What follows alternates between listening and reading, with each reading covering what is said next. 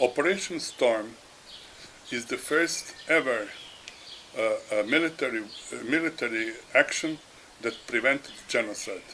It prevented the genocide in the region of Bihać, in the western part of Bosnia, where there were at that time about 150,000 people, and where I expected that if the case of Srebrenica happened again, there would have been at least 12,000 people killed. For that reason, I specifically asked President Tuđman to take military action. And now we'll take a background. I'm Jewish, I come from a Holocaust family, which all of my family has been killed during the Holocaust, and I do detest genocide. And I ask that genocides be prevented. So when this conflict started, I wanted to use the suffering of what happened into the European Jews to prevent genocide as much as I could in that war. It started in Dubrovnik in 1991. Together also I worked at that time with Bernard Kouchner, present Minister of Foreign Affairs, and I asked him we should protect a right to a home, not to take people away, and I told him that the Holocaust began in 1933, not in 1942, when people lost their homes, not when they were taken to the concentration camps.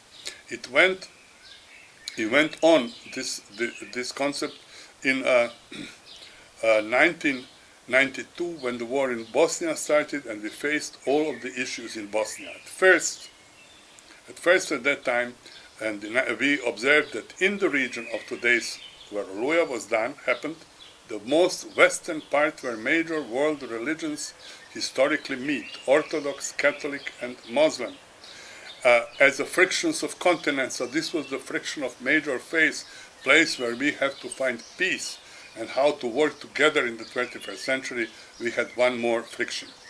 In 1992, as the beginning of the war, out of 300,000 people who lived there, 100,000 were Croatians. They left. They were chased out. I don't like the term ethnic cleansing. Nothing is clean because of it. It is dirty.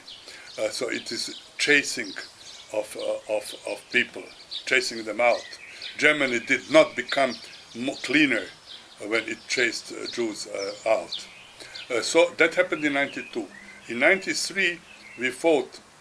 We looked for the way for so-called white way, and in a peaceful way entered central Bosnia, brought peace in the conflict between Croats and Muslims, and then had joined the largest ever humanitarian joint enterprise between Muslims and Christians throughout history, the biggest.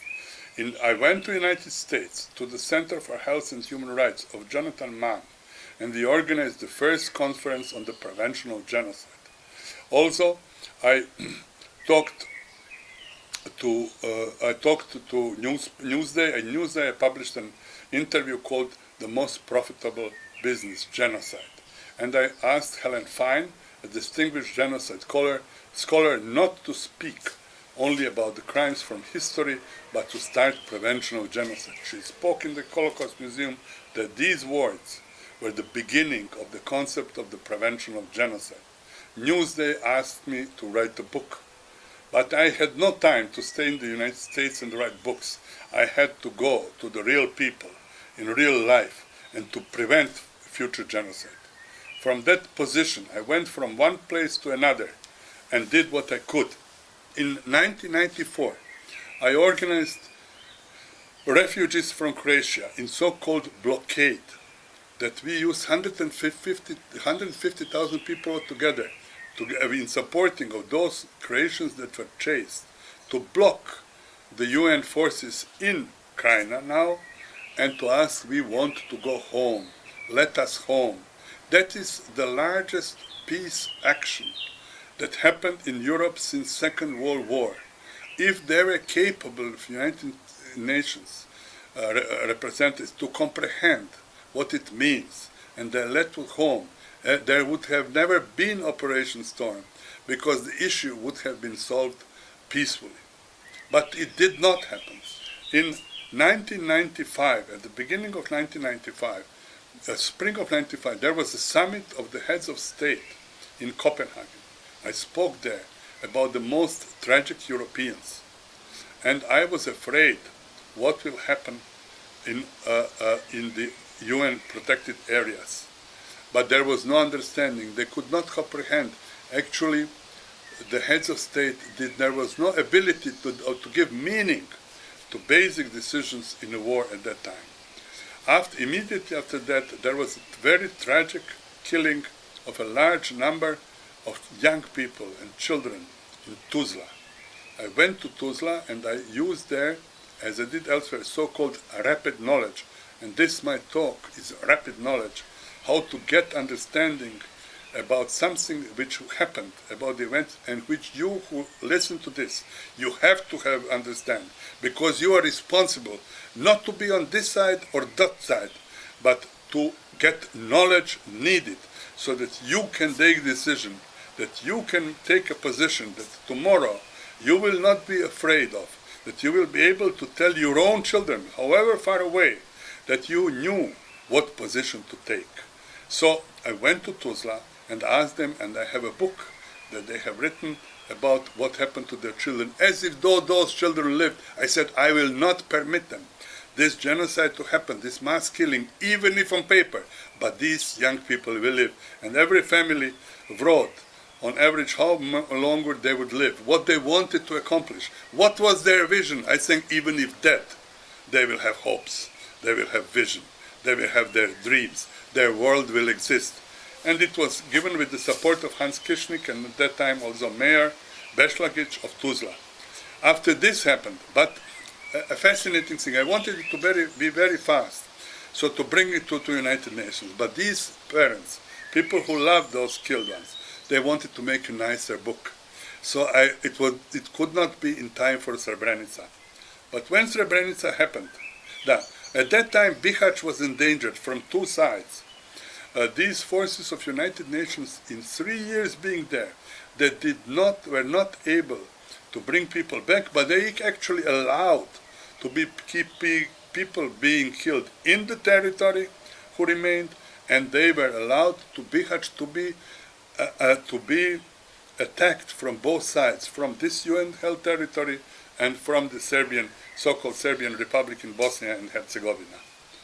On the 9th of July, Mladić entered Srebrenica, and afterwards killed 8,000 people there, which, as the UN court on both sides, the UN special court, but the regular UN court, defined as genocide.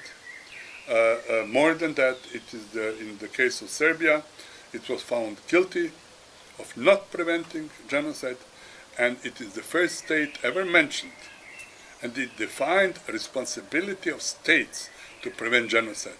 It's a shame that there was no immediate summit called on the responsibility of all heads of state to prevent genocide.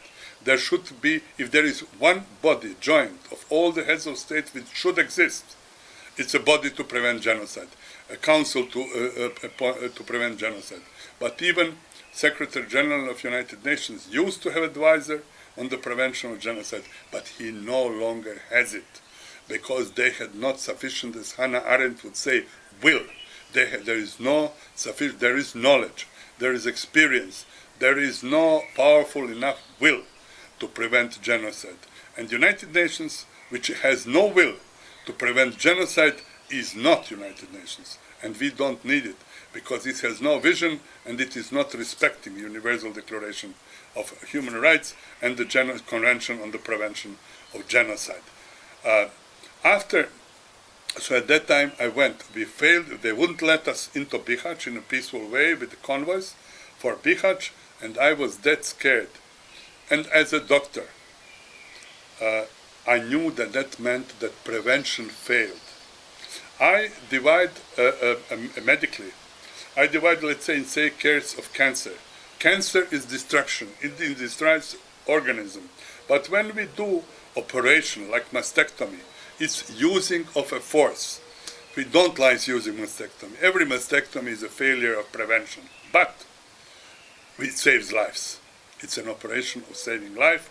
So I said to President Tuđman, I don't know how to prevent genocide in this case further on.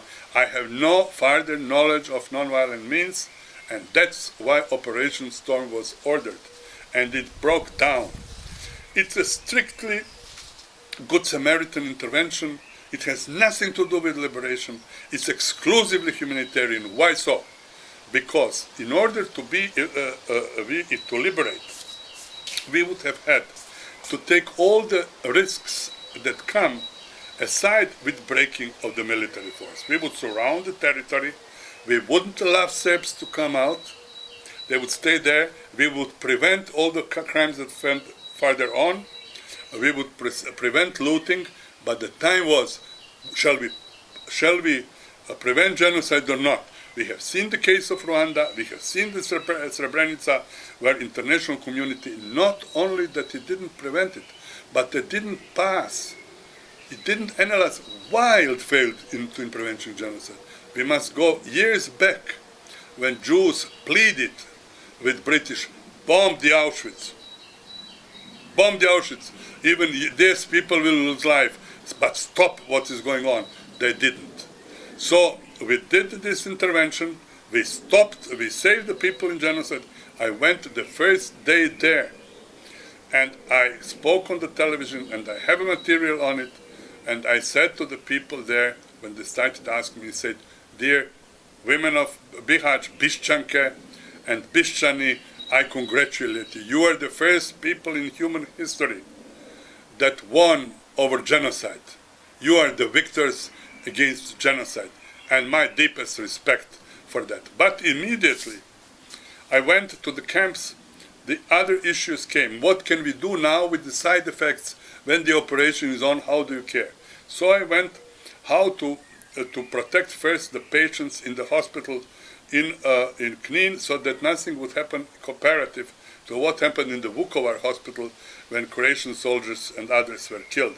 So I protected all of them. You never heard a word about. I went to the camps where Serbs are, and who were people who were there at the UN camp, and I pleaded with them. I told them, this is your country. You have a right to your home. Don't go anywhere. Don't listen to going anywhere, because they will take you away from they first misused you in your home, then they will take you away from your home, and then you will never have a new home. So stay here.